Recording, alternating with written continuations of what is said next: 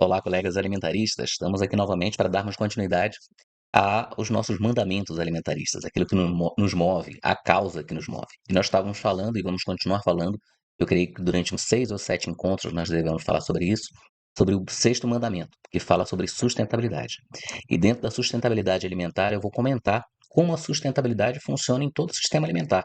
Então, desde a produção de insumos até o consumo e depois.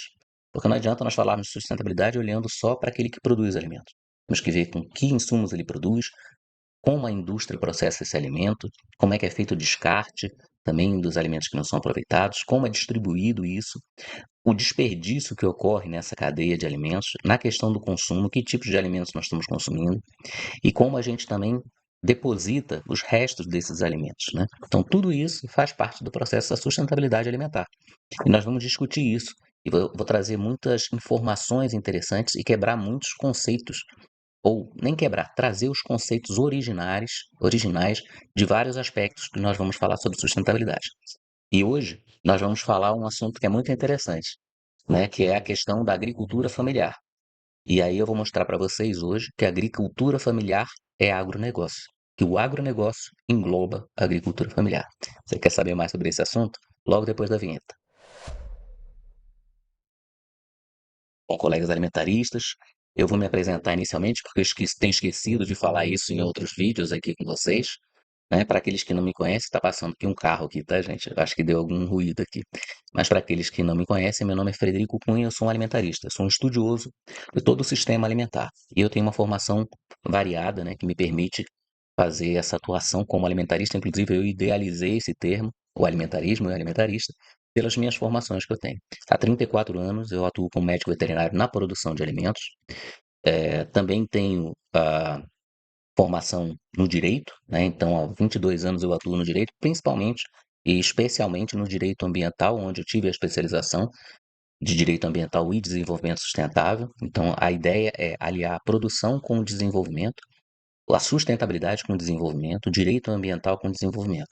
Então, minha visão é de desenvolver, tá certo? Então, associei essa visão de veterinário de produção de alimentos, uma forma de desenvolver sistemas de produção cada vez mais sustentáveis, e também eu tenho a formação em nutrição. Fechei essas formações nesse sistema alimentar, principalmente, associado a essa questão alimentar. Então, meu foco é sistema alimentar com sustentabilidade.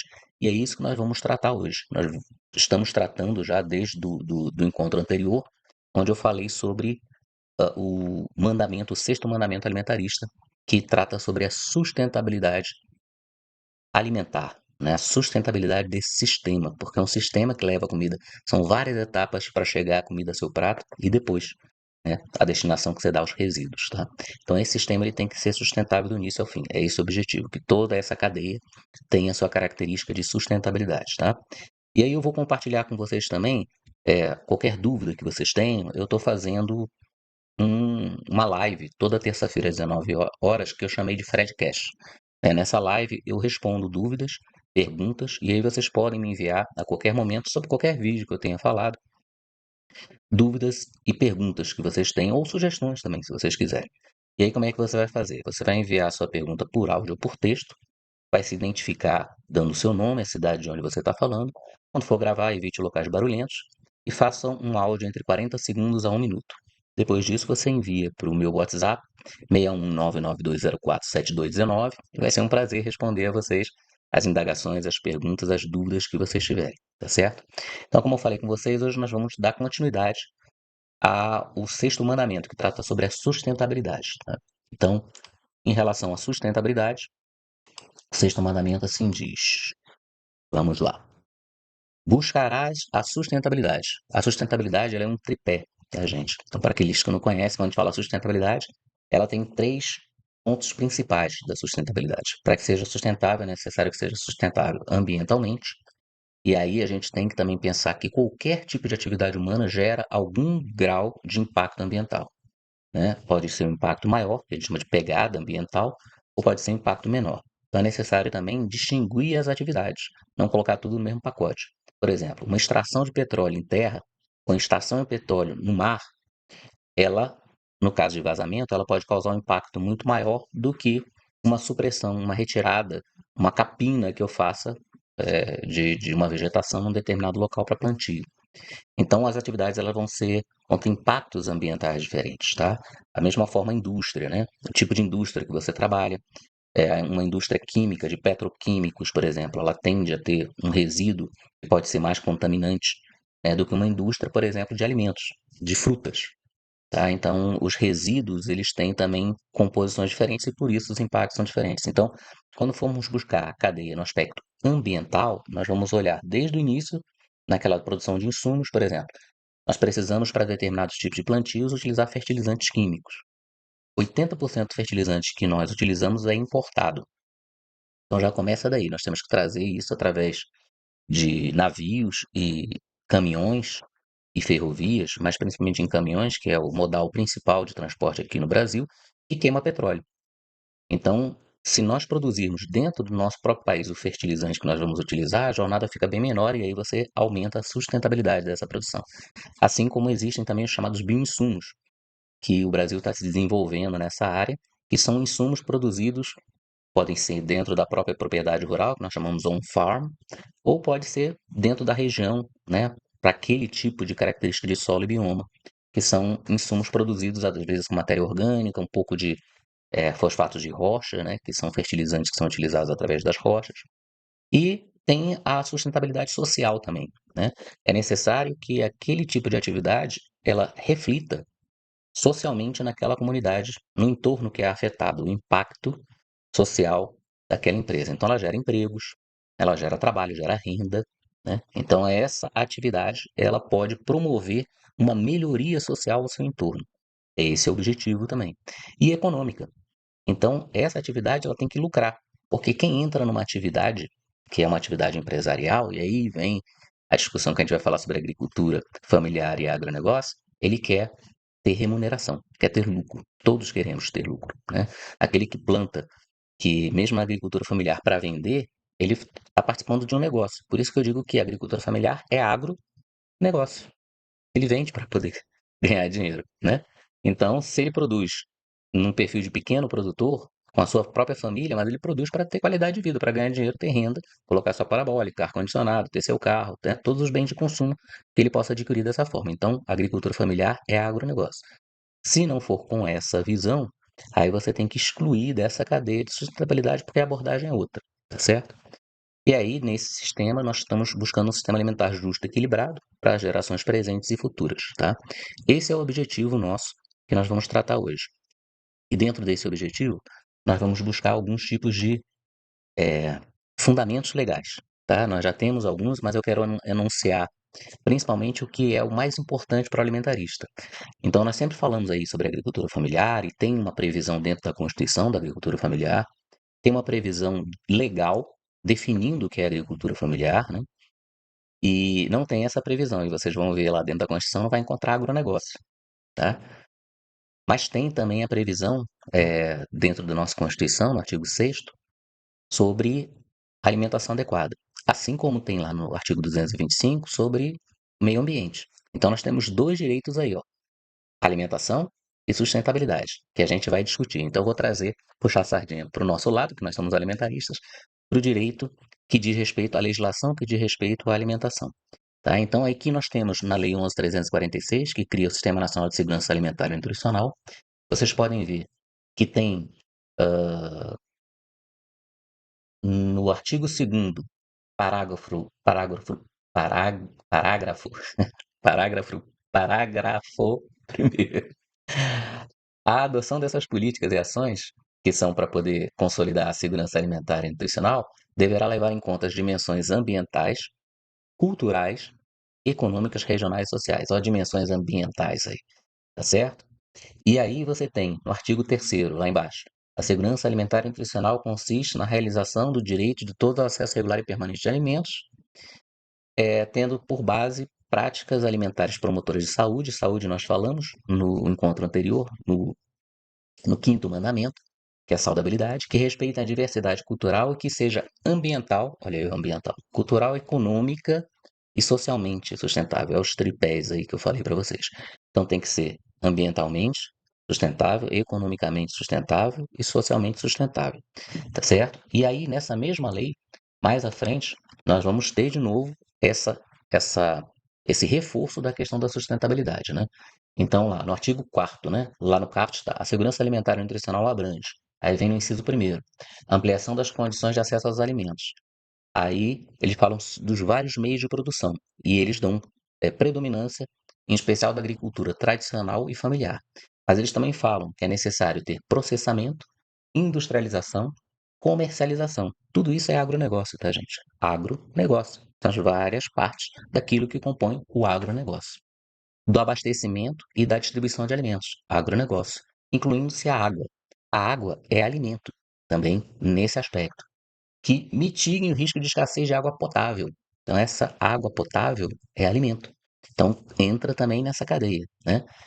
E da geração de emprego, olha a parte social e redistribuição de renda. E aí vem no inciso 2º, a conservação da biodiversidade e utilização sustentável dos recursos. É para utilizar de forma sustentável, mas é para utilizar, tá? É, aí vem mais à frente a formação no inciso 7º, a formação de estoques reguladores estratégicos de alimentos. Então, a parte de abastecimento, você montar esses estoques, tá certo? Tudo isso diz respeito à sustentabilidade alimentar. Se você não tem estoque de alimentos, como aconteceu há um tempo atrás, não tínhamos estoque. Então você fica à disposição da variação dos preços, safra entre safra, produção não produção. E os estoques eles existem exatamente para poder regular esses preços, para que todo mundo continue tendo acesso por um preço justo. Aí, nessa lei que eu falei para vocês sobre a sustentabilidade, há também a previsão de você fazer toda a cadeia. Então, ampliação das condições de acesso aos alimentos por meio da produção. Então, produção, ele fala qualquer uma. Alimentos, qualquer uma produção. Em especial, ele dá uma atenção diferenciada para a agricultura tradicional e familiar.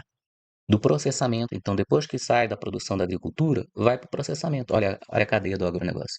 Vai para o processamento. Depois do processamento, vai para a industrialização. Depois da industrialização, a comercialização. E aí a distribuição, né? E o manejo, abastecimento, tudo isso faz parte de agronegócio, tá joia, gente? Então, o que que eu quero demonstrar para vocês? Primeiro, a agricultura familiar é um modelo de produção dentro de um sistema alimentar. E ela faz parte, quando ela produz para venda, do agronegócio. Só que normalmente são pequenos produtores, porque os módulos fiscais, que a gente chama da medida que classifica alguém como agricultura familiar ou não, são pequenos em relação às áreas em geral que a gente tem em determinados estados. Então, vou dar um exemplo. Por exemplo, aqui em Brasília e no Distrito Federal, o módulo fiscal é 5 hectares. Se a pessoa tem até 4 módulos fiscais, a agricultura é predominantemente familiar, quer dizer, são pessoas da família que movimentam aquele, aquela produção. Né, e tem outros elementos que caracterizem ela como agricultura familiar, até cinco módulos fiscais, ela vai ser classificada como agricultura familiar. Se você for para o Tocantins, na cidade de Arraias, ali, por exemplo, Tocantins, um módulo fiscal é 80 hectares, certo? Então, sempre quando fala hectare, para quem não conhece isso, é um campo de futebol, 80 campos de futebol, tá? Desse campo de futebol oficial. Então, se a pessoa tiver 320 hectares, ela pode ainda ser agricultura familiar. Enquanto em Brasília, se ela tiver 20 hectares, se ela tiver 22 hectares, ela não vai se classificar mais como agricultura familiar. E lá com 320 no Tocantins, ela é agricultura familiar. Então não existe um único agricultor familiar. São vários módulos fiscais que variam de município para município, às vezes, dentro do mesmo estado. Então, por isso que é importante entender. A pessoa que produz a agricultura familiar, se é com o objetivo de venda, ela produz como se fosse uma agricultura empresarial, que é o modelo do agronegócio, tá certo? E aí eu trago para vocês uma questão que é importante, esse livro aqui que eu vou citar mais à frente, Fundamentos do Agronegócio, tá? Dr. Macilon J. Araújo, tá? Vale a pena vocês adquirirem, tá? E ele fala na página 7 uma coisa interessante, olha, eu vou ler para vocês. Há no Brasil, por parte da população, ainda uma visão errônea que separa a produção agropecuária em dois segmentos: agricultura familiar e agricultura empresarial ou o agronegócio. Ele bota em letras maiúsculas aqui, letras em negrito, tá? Então, sempre essa briga. Agricultura familiar não é agronegócio. Quem mantém é a agricultura familiar. Aí ele fala: se é que há essa separação, devemos considerar que não há, né? Mas a gente vai colocar para a título de debate, tá? Ambas as agriculturas são empresariais. Se o agricultor familiar produz para vender, ele tem que ter sustentabilidade o quê? Econômica, ele tem que lucrar. Então o objetivo dele é o quê? Lucro. E qual é o objetivo da empresa? Lucro. Então as duas agriculturas são empresariais. Ah, não quero ganhar lucro, eu quero plantar porque é um hobby. Ótimo. Você pode pegar uma terra, uma área, dentro da área urbana até, que tem um incentivo, né, para produzir, produz lá e planta por hobby, tá certo? Mas não é o que acontece. Na grande parte são quase 4,2 milhões de propriedades que se classificam nessa característica de agricultura familiar. Nós temos algo em torno de 5 milhões de propriedades no Brasil. Aí vem o segundo item. O denominado agricultor familiar tem que ser considerado empresário que deve contar com atendimento especial e diferenciado, apoiado por políticas específicas. Depois a gente vai ler a lei sobre agricultura familiar e vai ver que ele tem realmente um apoio diferenciado, inclusive no Plano Safra. Existe uma parte do Plano Safra, que é o plano que dá crédito para o agronegócio, que aí inclui a agricultura familiar, que está lá PRONAF, Programa Nacional da Agricultura Familiar. Então, uma parte do que é para a produção de alimentos, em geral, é dedicada à agricultura familiar. E tem características que é esse pequeno, assim como existe no caso das empresas, pequenas empresas, existe, né? Pequenas empresas, grandes negócios. Então, nós vemos que existe um atendimento diferenciado, um setor para esse atendimento diferenciado do pequeno empresário. E assim existe, da mesma forma, para a agricultura familiar, um atendimento diferenciado, tá certo? Mas o agricultor, ele tem que se entender como empresário, porque senão ele não consegue subsistir na sua atividade. Se ele não tem renda, como é que ele se mantém?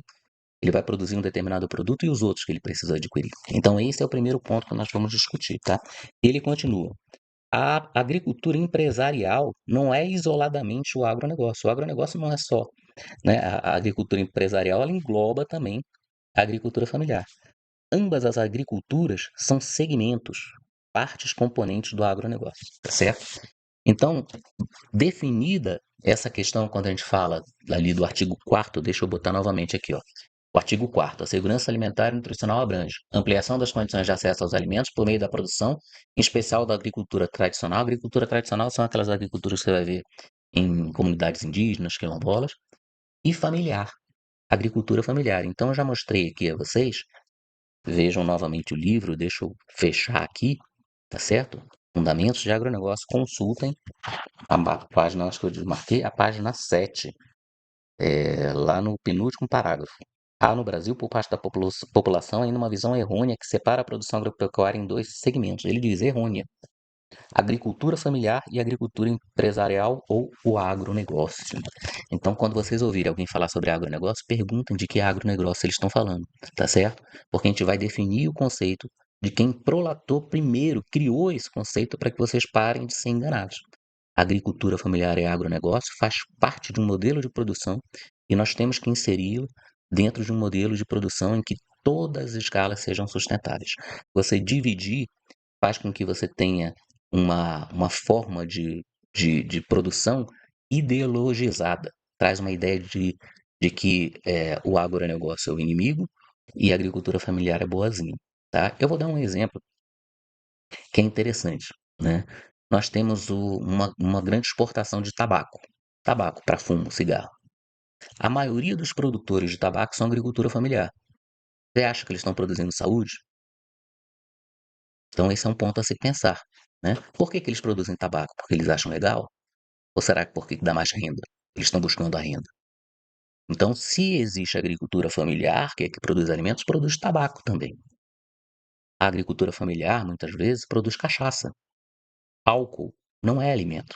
A OMS já decidiu em 2013 que não tem nenhum efeito alimentar o álcool. A bebida alcoólica nós tomamos porque é uma droga permitida, mas não há benefício alimentar. E uma das grandes produções de cachaça de qualidade são de agricultores familiares, tradicionais inclusive, né? Mas será que isso traz saudabilidade? Então, essas questões nós temos que começar a desconstruir. E é esse o meu objetivo quando nós formos falar sobre sustentabilidade. Qual aspecto que a gente está falando?